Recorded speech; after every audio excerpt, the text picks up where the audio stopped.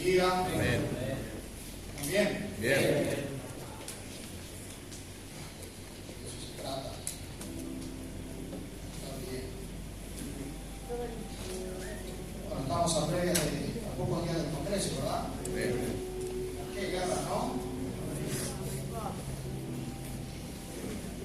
¿Alguno vivió algunas guerras?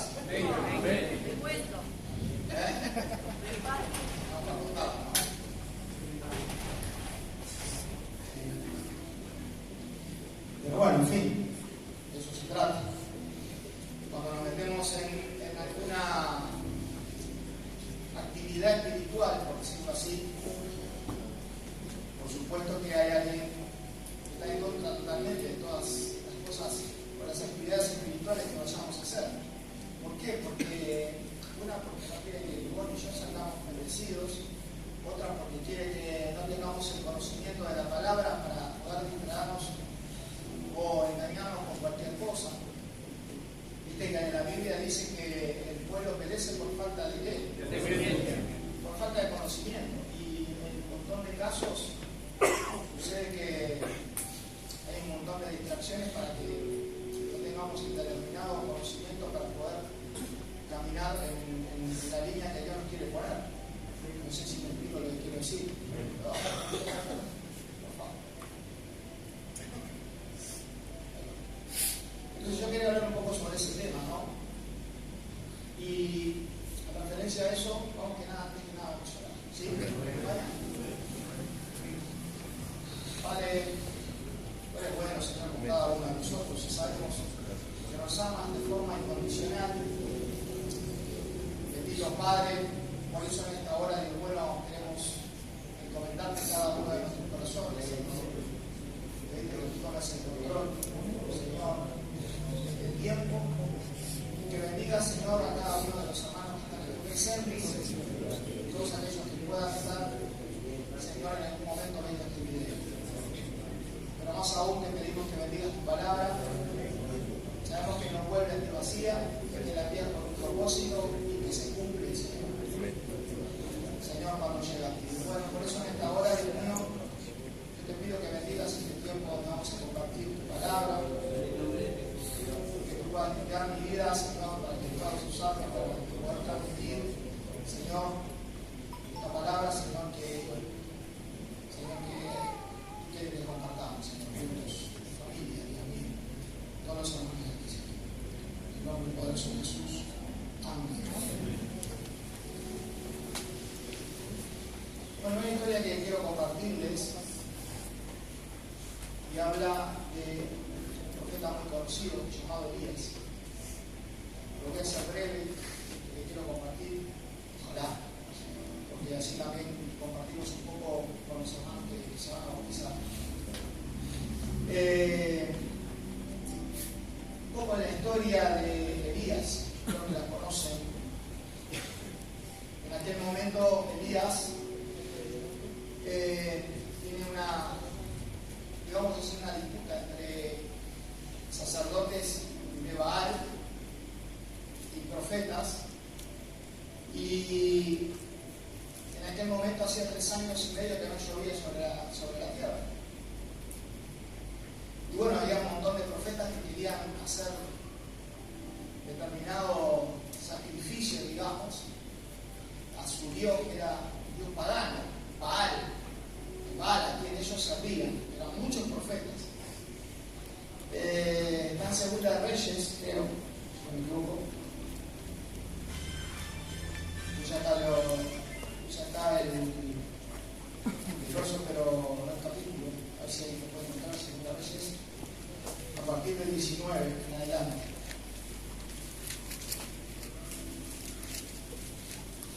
No el capítulo, el capítulo no sé si era el...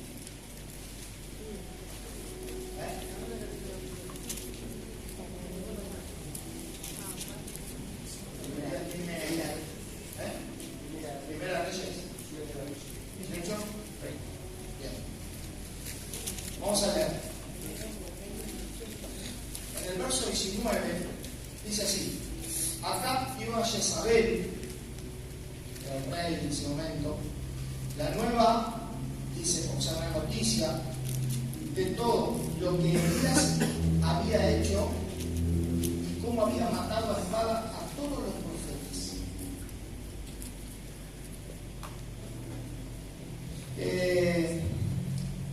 A todos los profetas. Entonces envió Jezabel a Elías. Aún mañana, si mañana, a estas horas, yo no he puesto tu persona como lo de uno de ellos. Estaba hablando de los profetas que Elías había matado.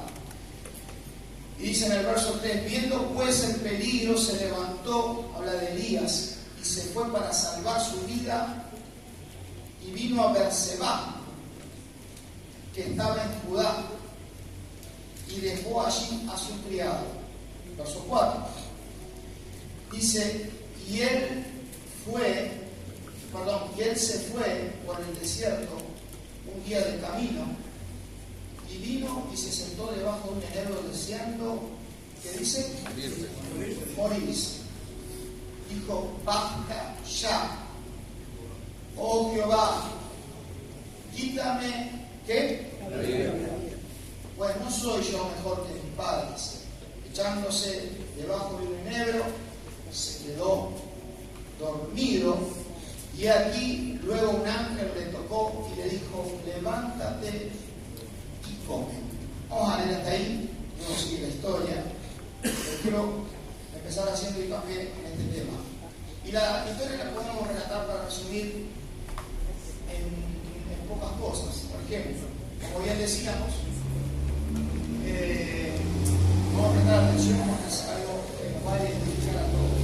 ¿Amén? ¿Ready? ¿Estamos acá? ¿Quieren? Pueden bajar el telefonito, o sea, el volumen, y prestemos atención. Entonces, esta historia, como decía, los profetas de Baal decían, nosotros vamos a invocar a nuestro Dios y vamos a hacer que descienda fuego del cielo. Hicieron un altar, según relata la Biblia, pusieron y empezaron a clamar y a gritar y a hacer que según ellos, que descendiera fuego del cielo para que se fuera consumido supuestamente el sacrificio que ellos estaban haciendo, en señal de que el Dios de ellos les iba a responder. ¿Por qué? Porque decían que el Dios que ellos creían era mejor que el Dios de Elías, el Dios todopoderoso que creemos nosotros. Y dicen que durante bastantes tiempo, horas, ellos empezaban a orar y a clamar y a gritar y bailaban. Y la palabra dice que rasgaban sus vestidos, y aún dice que se zanjaban sus brazos y echaban la sangre de los cortes que se hacían arriba del sacrificio que estaban haciendo. Y Elías, en un tono burlón, le decía, capaz que el Dios que ustedes están clamando está durmiendo una siesta, le decía. O capaz que no los escucha, o capaz que es sordo, o capaz que está jugado. Y en un tono burlón, según relata la Biblia, literalmente le decía esto. Entonces, claro, nunca pasó nada, obviamente, no hubo eso que ellos,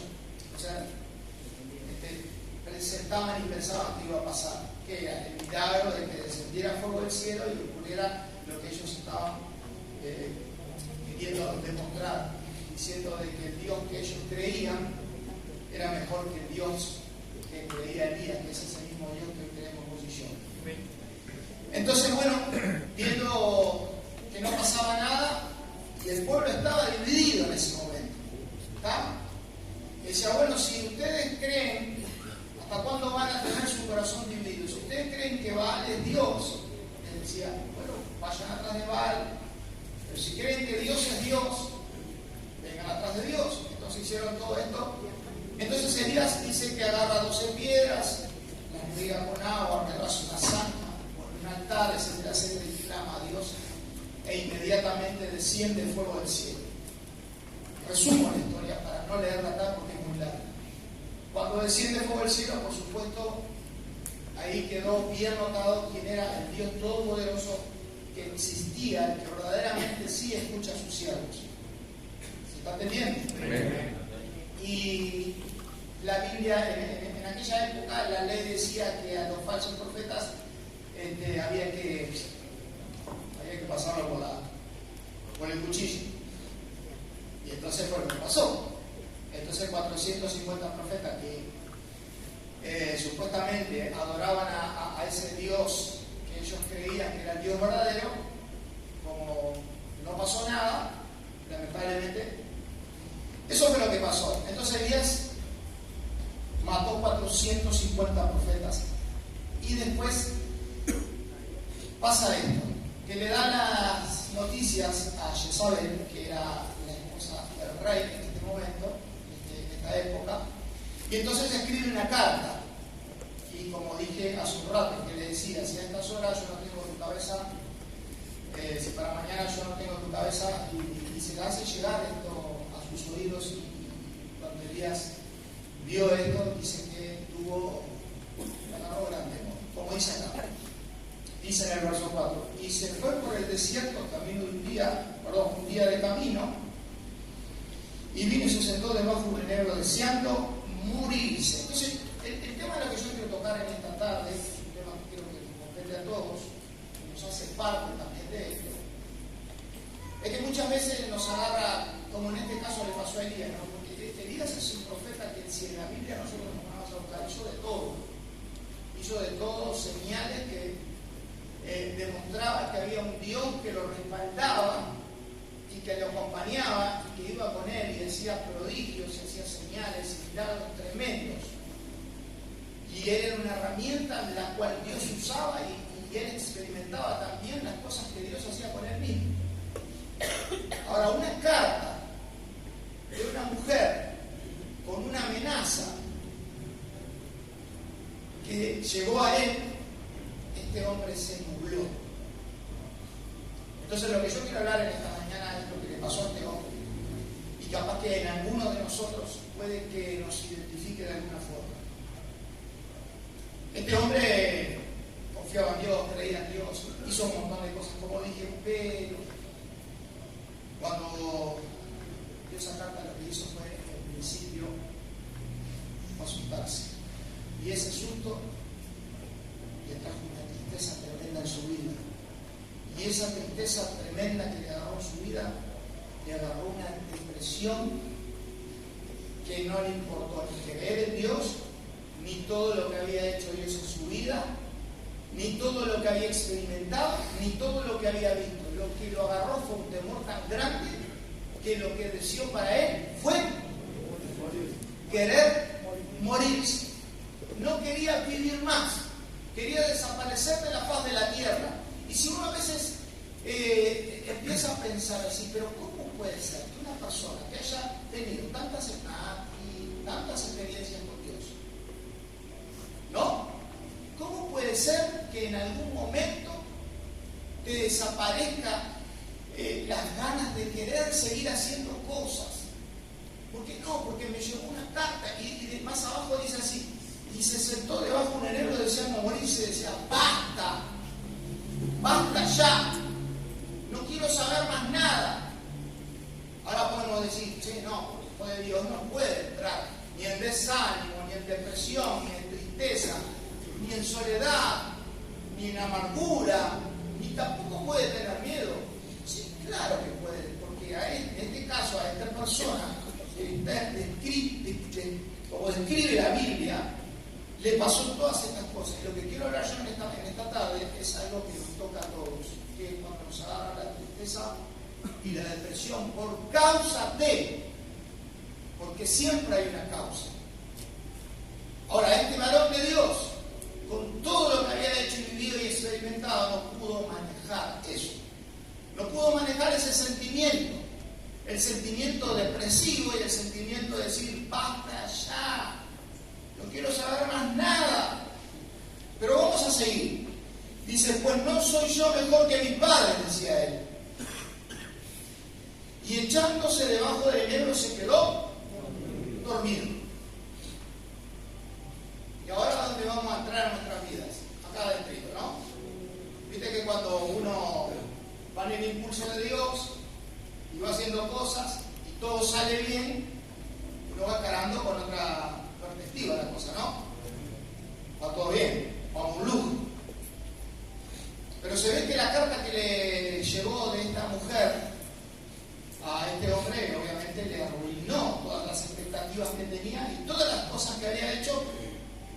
¿Se olvidó? Se nubló, se cegó. No existía más nada que lo que él estaba sintiendo en ese momento. ¿Qué era?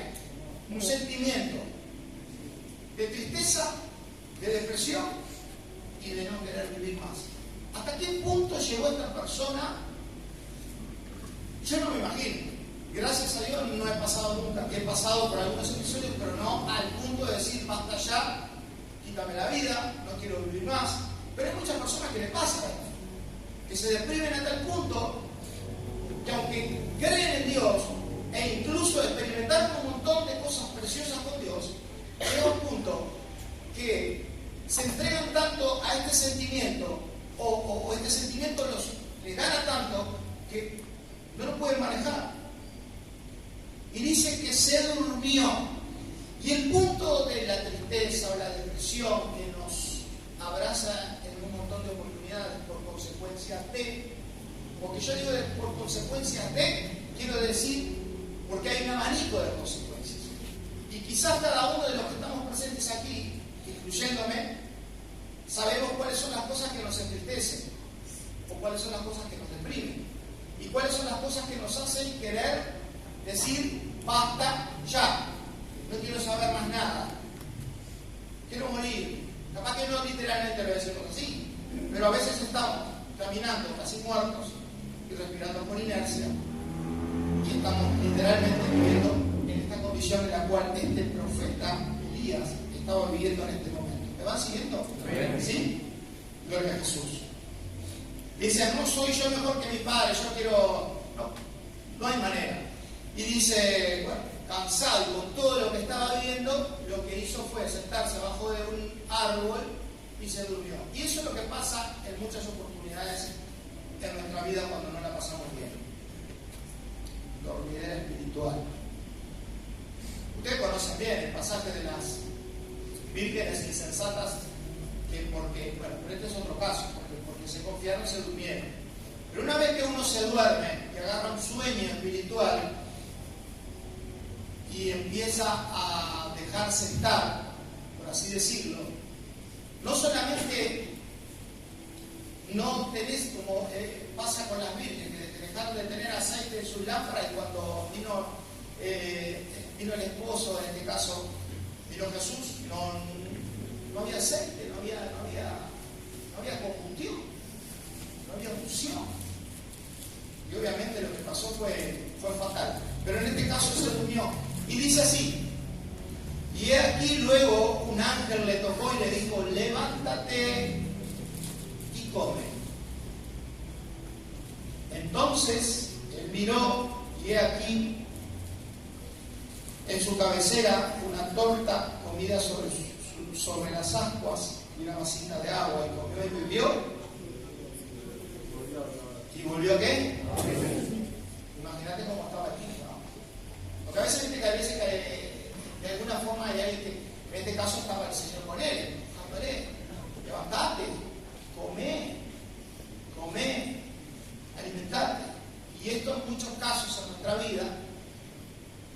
Hace poco yo estaba hablando con un hermano y le decía, o con una hermana, no recuerdo bien, decía, lo que te hace falta a vos es alimentarte espiritualmente, porque eso es lo que te da vida, eso es lo que te da fuerza, eso es lo que te mantiene en pie. Vos imagínate una persona en el físico, lo natural, que no se alimente, que no coma durante, no sé, ya con 2 días que no comas, ya queda todo, no solamente débil, sino que quedas deshidratado.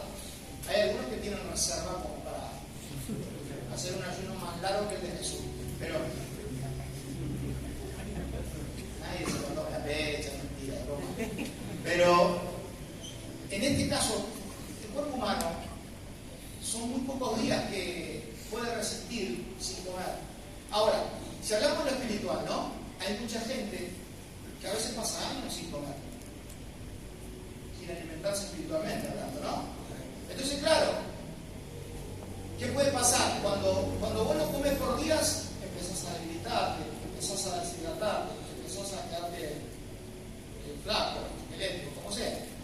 Espiritualmente espiritualmente no hay una diferencia. Ahora, cuando vos sabes y ves una persona que por un montón de tiempo no se alimenta, ¿cómo podés pensar? ¿Cómo crees que puede estar el espíritu? ¿Cómo podemos pensar que puede estar nuestro espíritu si no nos alimentamos? Por eso el ángel le dijo a Tomás, comé, y lo alimentaba. Y a veces Dios también nos hincha la oreja, hay que alimentarse. Hay que alimentarse espiritualmente. ¿Amén? Amén. Y dice que quedó dormido. Vamos en el 7, ¿verdad? Y volvió a dormirse, sí. Dice, y volviendo el ángel de Jehová por segunda vez le tocó diciéndote, levántate y come, porque el largo camino te resta. Se levantó pues y comió y bebió y ¿qué pasó? Se fortaleció. Y eso es lo que nos hace falta muchas veces. Fortalecernos para poder continuar en el camino. ¿Amén? ¿Y cómo nos fortalecemos? Alimentándonos. Está escrito acá. ¿Cómo nos podemos fortalecer? Alimentándonos. Porque muchas veces hay personas que están débiles en la fe. ¿Por qué? Es sencillo. Porque no se alimentan. Si no te alimentas y ponele que estás viviendo en una época difícil de tu vida, en donde te agarra un estado depresivo, o como en este caso, ¿no? que Elías, a pesar de que conocía a Dios, se cegó, quedó nulo. Y a veces nos pasa que quedamos nulos, aunque conocemos, aunque tenemos experiencia. Capaz que a algunos de ustedes me les pasó. A mí me ha pasado un montón de veces que quedé nulo. Nulo. Y voy a decir a veces tanto difícil. Y no entendés por qué. Porque no encontrás la razón de por qué estás triste. O te encontrás con algún tipo de deprimido. Te encontrás deprimido, pero no sabes por qué. Y puede ser por muchos motivos. Ahora, hay muchos estudios científicos que hablan, que enseñan de que la depresión es letal para el cuerpo humano, lo físico, para lo físico. Hoy estaba leyendo un comunicado de que la tristeza, la ansiedad y la depresión lo que trae es un deterioro e incluso enfermedades físicas en el cuerpo. Para que nos demos una idea, lo que puede generar en la vida de una persona cuando una persona vive en este proceso de vivir deprimido o depresivo, en el peor de los casos. Y es una realidad, cuando uno vive triste, cuando uno vive en ese estado depresivo, empiezan a salir ganas en el cuerpo. Eso no se escucha, yo me cuido físicamente y estoy bien, y sí, pero ¿cómo estás adentro?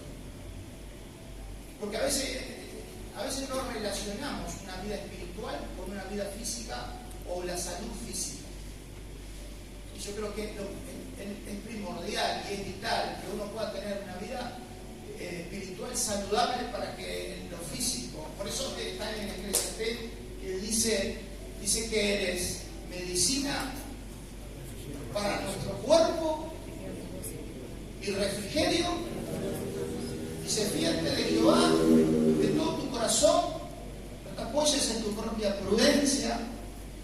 Dice así, dice, confía en Él es medicina para tu cuerpo y refrigerio para tus huesos.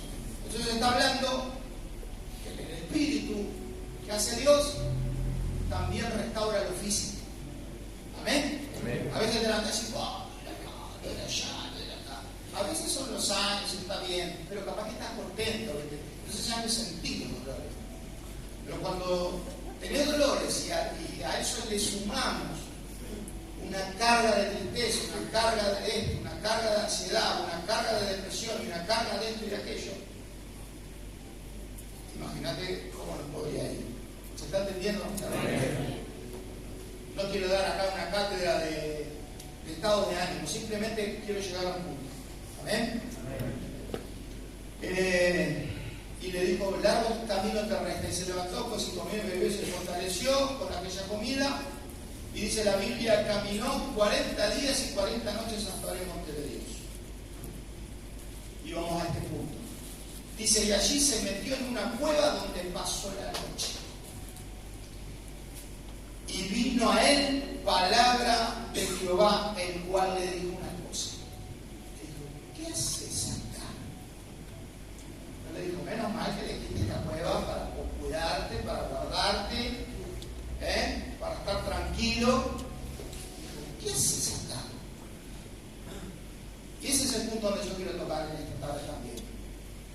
¿Cuántas cuevas hay en nuestra vida? Porque la cueva es el lugar donde nosotros nos queremos esconder para tratar de protegernos, para tratar de cuidarnos de ciertas amenazas que nosotros consideramos que son las que nos están machacando la vida, por así decirlo. Entonces, ¿cuáles son nuestras cuevas?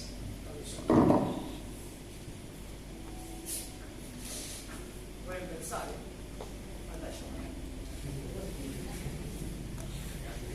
Hola.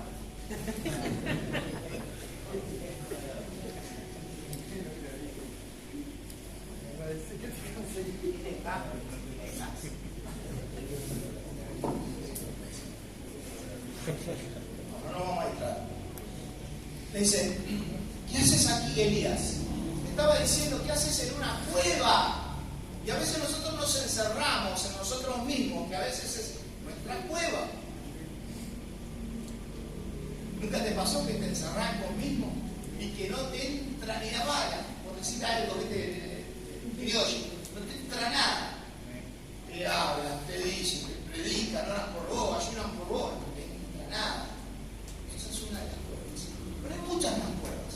Cuevas de depresión, cuevas de tristeza, cuevas de miedo. La cueva es el lugar donde vos pensás que estás seguro, pero por algún motivo dice que Jehová le dijo, ¿qué haces aquí, Elías? Como diciéndole, ¿qué estás haciendo? Y a veces Dios viene a nuestra vida y también nos hace la misma pregunta. ¿Por qué? Porque nos encuentra joyas, top, por allá arriba, ¿no? ¿Es eso? ¿Por qué? ¿Por qué hay veces que está esa pregunta en nuestra vida? ¿O nunca sentiste que alguien te dice, oh, ¿qué haces? ¿Por qué estás así? ¿Por qué te dijeron? Che, ¿por qué estás así? ¿Qué te pasa? No, lo que pasa es que te ves mal, no, sí, pero hay veces que Dios manda a ciertas personas que capaz que ni te conocen y te dicen, che, te veo mal, te veo bien, Y Dios le decía justamente a este hombre, que era una herramienta tremenda de Dios, ¿qué haces aquí? Y dice así, el profeta, dice en el verso 10, él respondió, he sentido un vivo celo. Mirá lo que dice. He sentido un vivo celo, que quería morirse, pero tenía un celo que estaba vivo. Dice, he sentido un vivo celo por Jehová, el Dios de los ejércitos, porque los hijos de Israel han dejado tu pacto, han derribado tus altares y han matado a espada a todos tus profetas. Dice así, solo yo he quedado y me buscan para quitarme la vida. Ahora dice así, ¿no? El hombre se estaba escondiendo porque tenía miedo de ¿qué? Que lo mataran. ¿Qué dice? Que lo estaban, ¿qué? Lo estaban persiguiendo. Había matado 450 profetas. Ahora, vamos a hablar de forma espiritual. Podés derribar de tu vida 450, 500 o 850 o el número que sea, altares en tu vida o yo en la mía. Altares que puede ser y cosas que quizás nosotros adoramos o lo tenemos allá arriba que quizás están ocupando el lugar de Dios. Yo no sé. Yo sé cuáles son o cuál a veces se puede levantar para que le saquen el lugar que ellos deben tener. Y muchas veces nosotros ponemos diferentes cosas que por ahí le quitan el lugar a Dios. Entonces, este hombre decía así, dice que solo había quedado él, dice, solo yo he quedado y me buscan para quitarme la vida. La Biblia en el Nuevo Testamento habla claramente que dice que aquel que quiera salvar su vida, la va a perder, pero el que quiera, o sea, el que no guarde su vida, el que pierda su vida por causa de él, dice que la encuentra. ¿Es así o no? Este hombre sabía eso. Este hombre sabía eso, porque cuando este hombre se mete en un terreno espiritual a debatir en ciertas cosas con los profetas de Baal, vamos a entenderlo mejor, cuando vos te metes en el mundo espiritual, a orar, a ayunar, a interceder, a meterte en cosas del espíritu, como hizo este hombre, le dijo, a ver, clamen a su Dios, a ver qué hace, no sé qué, no pasó nada. Cuando él se puso a la brecha, obviamente Dios respondió enseguida. Y por ahí, como nosotros, pasa muchas veces igual. ¿Qué pasó después? Lo que pasó fue que vino una avalancha para él de problemas en donde se encontró en esta posición. Y como dice la Biblia, ¿no? Aquel que quiera guardar su vida la va a perder. Y bueno, en este caso le estaba corriendo porque él decía que lo estaban buscando para matarlo. Y dice, no, solo quedé yo como diciendo, me voy a salvar porque voy a seguir. Estaba escondido en una cueva. Pero lo que quiero decir yo es que muchas veces nosotros nos ponemos en la brecha de una vida espiritual, por decirlo así, y cuando verdaderamente tenemos que enfrentar las cosas como tienen que ser, con el Señor de nuestro lado, que no son nada fáciles, nos da miedo. ¿Y dónde nos metemos? ¿Dónde? En la cueva. Y no estoy hablando de que sea una cueva literalmente, pero hay personas que sí. Hay personas que se acuestan en una cama y no se levantan por 3 o 4 días porque no pueden. Porque no pueden. Y esa es una de las cuevas. Hay muchas más. Hay otras que se encierran en otras cosas que no las quiero nombrar porque nadie se sienta identificado y se pueda ofender. Pero hay un montón de cuevas en estos casos. Pero cuando nosotros nos ponemos a la brecha y nos ponemos puntualmente, hoy estábamos bien hablando del tema, tenemos el congreso ahora en pocos días, estábamos hablando, claro, que viene Miguel, viene un movimiento espiritual tremendo, obviamente, entonces claro, viene con fuerza, claro. Si nosotros nos metemos en un terreno espiritual donde sabemos que se mueve algún tipo de cimiento, entonces entendemos que lógicamente tenemos que estar al nivel del cual nosotros nos metimos. Si no, por lo tanto, lo que hay que hacer es dar un paso al costado. Bueno, pero en este caso es que era un siervo de Dios. Acá hay muchos siervos de Dios también. Y si hay muchos siervos de Dios, también tienen que entender que si nos metemos en un terreno espiritual, obviamente, si te metes en una guerra, tenés que pelear. ¿Me están entendiendo? O sea, y vos, si vas a pelear en una guerra, nuestras armas no son armas de milicia, no son armas naturales, sino que nuestras armas ya saben cuáles son, armas del espíritu. Amén. Y ahí le dice en el verso 11, le dijo, sal fuera y ponte el monte delante de Jehová.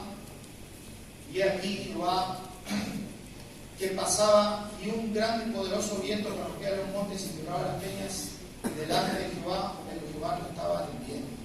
Y tras el viento un terremoto, pero Jehová no estaba en el terremoto. Y tras el terremoto un fuego, pero Jehová no estaba en el fuego.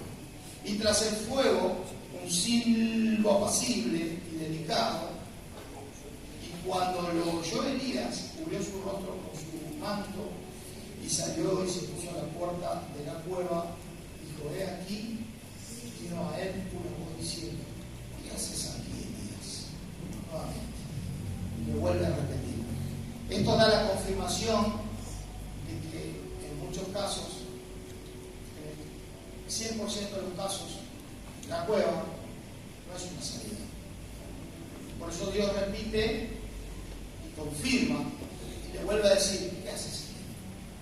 Ahora el punto está, escuchó 3 veces la voz.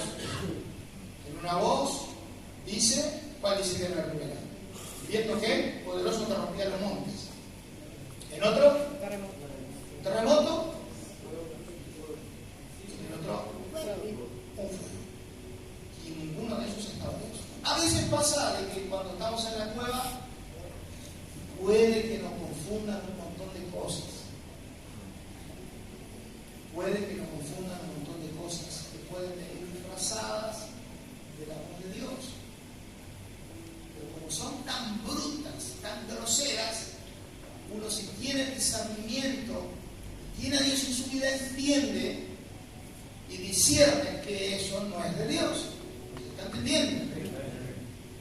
Y dice, después del fuego, un silbo apacible y delicado.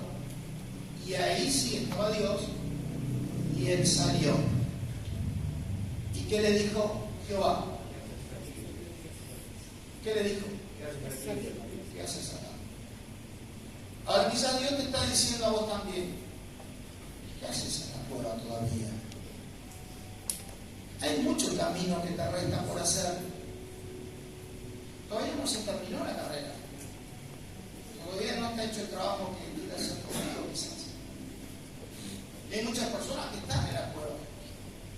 E incluso les gusta vivir en la cueva. Les gusta el estado depresivo, les gusta vivir en la tristeza. No digo que les gusta porque les encante. Digo que están atrapados y se sienten seguros en esa cueva.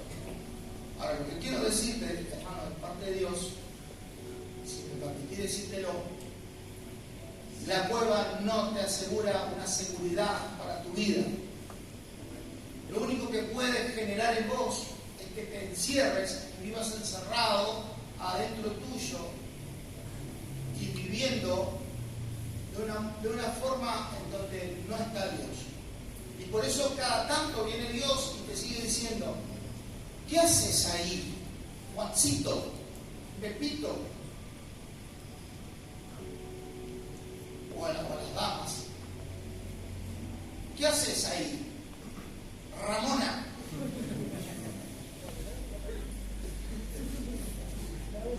No me diga que se llama Ramona, me muero. ¿Se está entendiendo, hermanos? De Ramona. Gloria a Jesús. Lo importante de esto es que nosotros podamos entender que Dios no nos quiere encerrados a nosotros mismos, no quiere que vivamos en tristeza, en soledad, en apatía, en depresión, y que buscamos por ahí otros recursos o estrategias para poder seguir sosteniéndonos escondidos. En donde Dios te dice, che, comé, alimentate, seguí. ¿Por qué? Porque te queda más camino. ¿Por qué? Porque hay más cosas para hacer. Y no estamos hablando de trabajo. Hay más cosas para hacer en tu vida. Y si vos considerás que en algún momento Dios contigo hizo algo y te usó, y tuviste experiencias con Dios que fueron buenas, gratificantes para tu vida, Dios te contarse en este punto, lo que hay que hacer es escuchar ese silbido que es delicado y apacible, pero que también te resonga. Por eso le dice, ¿qué haces ahí? Sí, fue el silbo apacible y delicado, pero también le dijo, ¿qué haces acá? ¿Se está entendiendo? Porque a veces en esa autocompasión que tenemos de nosotros mismos decimos, no, sí, no, capaz que me van a decir, soy un pobrecito, me van a decir, sí, seguramente Dios te va a hablar con ese amor y con esa tranquilidad, pero también te va a decir las cosas puntualmente como son. Amén. Elías mató 450 profetas, pero después se va a esconder con un miedo tremendo, deseando morirse y deseando no continuar y deseando, y a veces a nosotros nos pasa lo mismo. A veces estamos tan mal que ya no queremos saber más nada, ni con Dios, ni con la vida, ni con esto, ni con lo otro, y nos ponemos en una completa negación, y ahí es cuando estamos dentro de esto. Acá no me ve nadie. Quédate tranquilo que si no te ve nadie, Dios sí te va a buscar. No, pero yo me estoy cubriendo acá porque me están buscando para matarte, para matarme. Sí, está bien, eso fue lo que dijo el profeta. Que a veces nosotros defendemos nuestra propia vida pero con estrategias que son nuestras. No sé si me hago entender lo que quiero decir. Entonces, cuando protegemos nuestra vida con estrategias que son naturales y que son nuestras, no hay respaldo de Dios en esas cosas.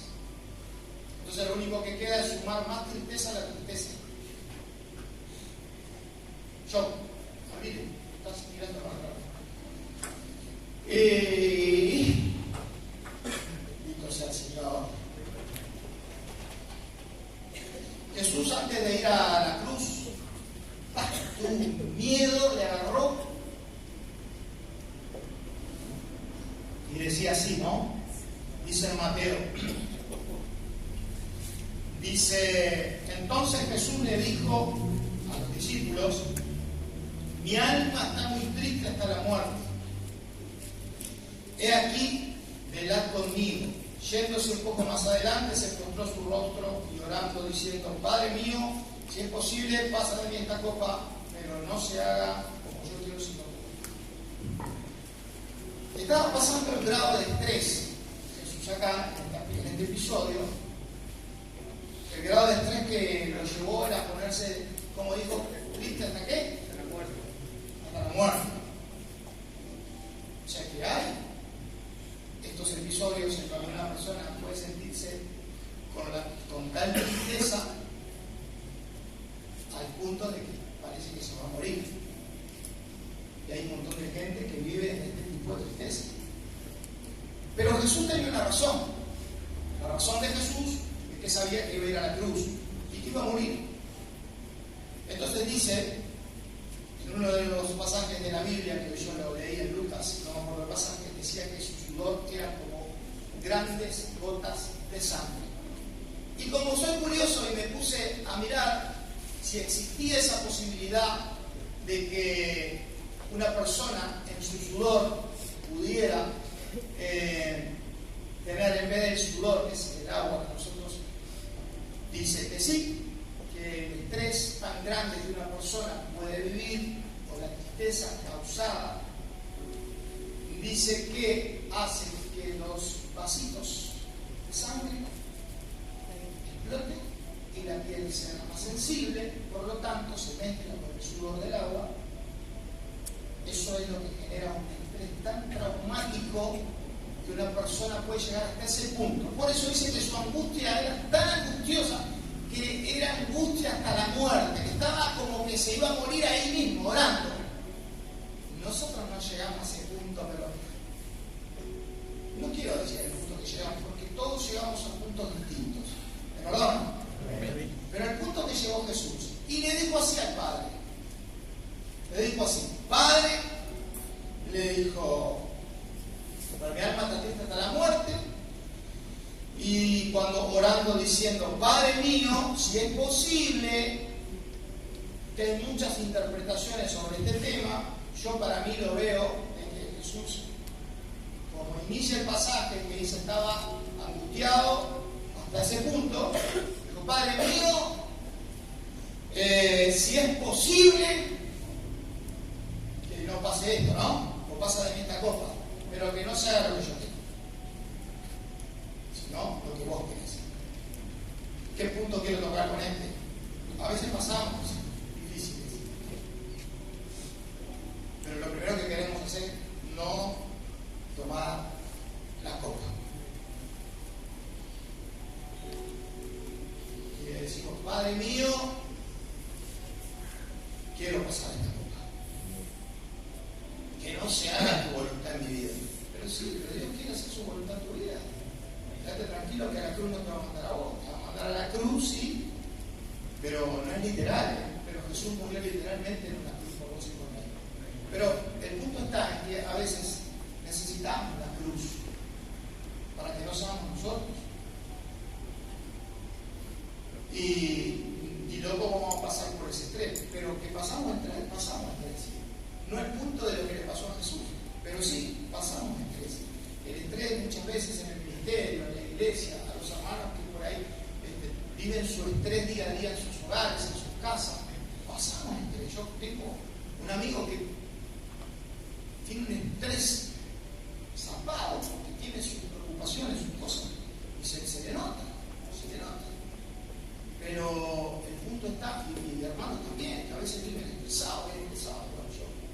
que hablar, no incluyo.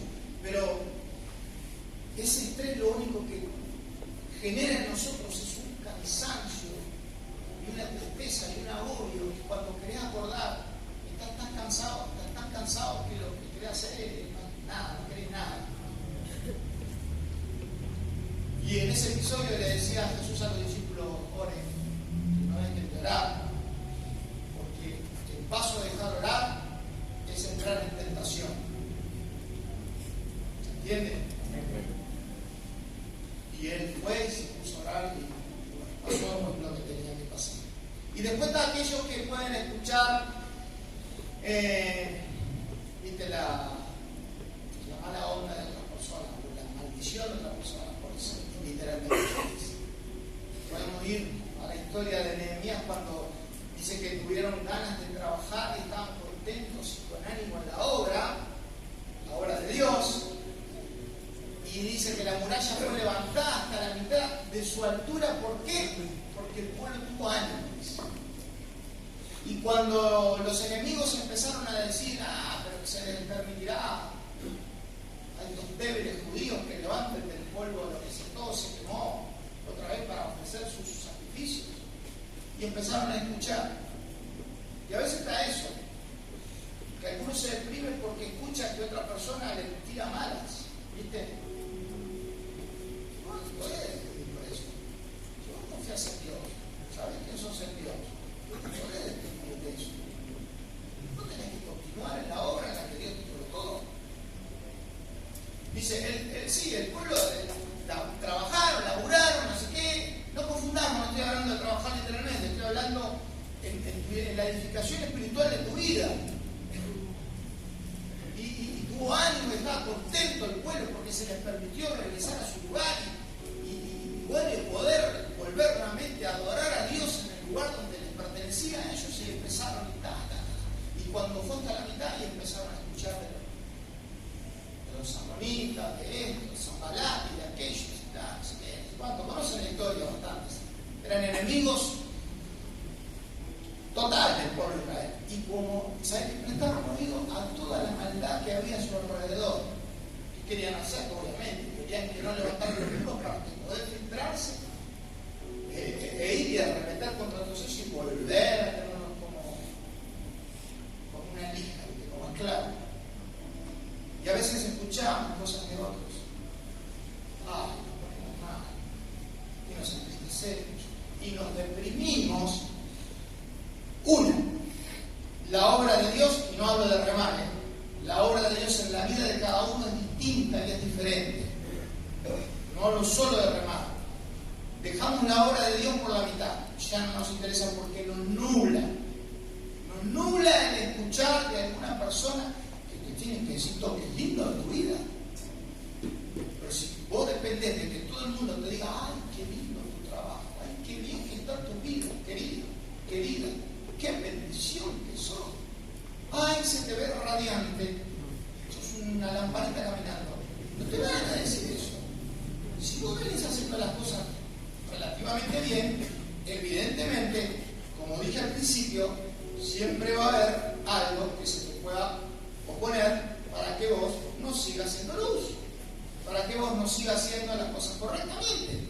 Entonces, una vez que vos escuchás y dejás de prestar atención a lo que Dios te ha demandado en tu vida para que tu obra concluya, te agarraron por ahí y dejaron de hacer el trabajo que venían haciendo.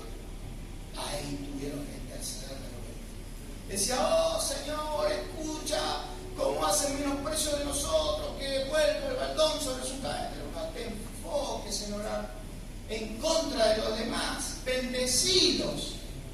¿Vos sabías que cuando hablan mal tuyo te bendicen?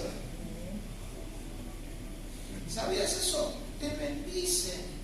¿Sabes la cantidad de veces que hablaron mal mío? Y la siguen haciendo. Y me bendicen. Hermano, gracias por hablar mal mío. Gracias, querido. Seguí. ¿Por qué me bendecís? ¿Se está entendiendo, hermano? Y a veces no nos agarramos de esas promesas que Dios nos da. Pues dice: bienaventurados los que son vituperiados por causa de mi nombre. cree en eso? Somos bienaventurados, que quiere decir 3 veces bendecidos, los que son insultados, minguiñados o despreciados por causa del nombre de Jesús. Y cuando nosotros entramos y creemos en esa promesa, nos agarramos de ella y entendemos que no una, sino triplemente bendecidos cuando alguien habla mal o dice cosas de nosotros que no nos benefician. Pero como te dije hoy, no hay alguien que te va a decir, capaz que si te ama mucho y te quiere en el Señor, por supuesto, se va a poner contento por todo lo que hace bien y te sale bien, sí, gloria a Dios, ojalá que haya mucha gente, pero no quiero tocar un porcentaje, pero el porcentaje es muy bajo, así que sí. Pero mayor es Dios que todas las cosas. Y si mayor es Dios que todas las cosas, no deberíamos preocuparnos de eso. Vos tenés que ver que tu relación con Dios y qué es lo que piensa Dios de vos, no lo que piensan los demás. Con esto no quiero decir que vos hagas cualquier cosa porque no, porque sí, tenemos que ser ejemplo en todo. Deberíamos ser ejemplo en todo, aunque por ahí muchas veces no lo somos. Pero no digo con esto que vos, total, no me importa lo que me digan de mí, no. Ahora, porque hay veces que en ciertas mentiras hay un grado de verdad, sino de dónde la sacan. ¿Se entiende? Entonces tengamos cuidado, pero tampoco es que vamos a despreciar o dejar la obra de Dios por cualquier circunstancia menor, que no tiene relevancia a la hora de elegir quién es Dios en tu vida. Yo cuando dicen algo que no es positivo de mí, no es que me ponga contento, claro, me triste, pero no le doy el lugar que no tiene que tener en mi vida. Y creo que deberíamos hacerlo. Seguramente, claro, no sos Sebastián, pero yo tampoco soy vos. Y seguramente Dios tiene un propósito grande con vos. Pero no lo dejemos por la mitad. El propósito que Dios tiene contigo, con todos los que estamos acá, seguramente es precioso. Pero si nos encerramos en la cueva, lo único que hacemos es pasar el tiempo ahí y deprimirnos cada vez más. Así que, queridos hermanos, yo lo único que puedo decirles en esto no es mucho más de lo que estaba hablando, simplemente que podamos entender que si nosotros nos metemos en el mundo espiritual, quédate tranquilo que va a haber todo este tipo de posiciones. Y como Elías, que siendo quien era él, así todo también deseó morirse y quería también tirar la toalla. A veces por mucho menos, nosotros también queremos tirar la toalla. Pero no creo que tenga que ser tan así. Por eso a veces Dios nos dice, Sebastián, ¿qué haces ahí? Lo que pasa es que todo vivo celo por vos y está. Vivo celo por ti. Entonces salí para afuera. Proclamar el Evangelio, hablar, dar testimonio, hablar de mí. Mostrar que tenés un Dios que te respalda, que está contigo. Eso es lo que hay que hacer. Es lo que pienso yo, no es que esté escrito en la Biblia, pero sí tenemos que mostrar que tenemos un Dios vivo y que es poderoso. Amén. No, estoy mal.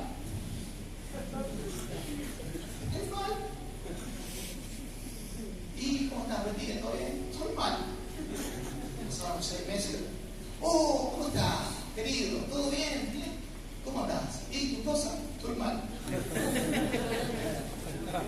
Claro, dijo. Entonces digo, claro, ¿qué pasa? Que a veces se nos hace un hábito y deberíamos creerle más a Dios. Deberíamos creerle más a Dios. Si no le pongo un poco chiquita, no, más serio que... Nunca vi un perro en un bote, pero hay un dicho que dice sería como un perro en un bote. Bueno, un poco de... Más de la mitad de la iglesia está triste. Bendito sea el Señor. Amén.